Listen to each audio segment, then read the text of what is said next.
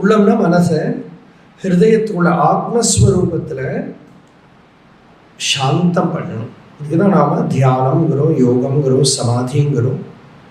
உன்னிடத்தில் ஒப்புவித்த உள்ளத்தால் எப்பொழுதும் உன்னை கண்டு.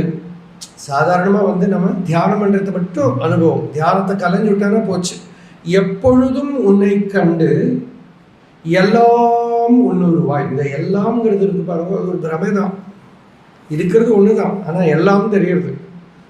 எல்லாம் உன்னுருவாய் அந்நியமில் அன்பு செய்யும் அன்னோன்.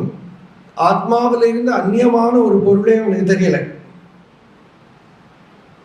தன்னிலிருந்து அந்நியமாக ஒரு வஸ்துவையே பார்க்கல. இந்த நிலை எப்படி புரியும்? இது ஞான தெளிவில் தான் புரியுமே தவிர வேற வழி கிடையாது.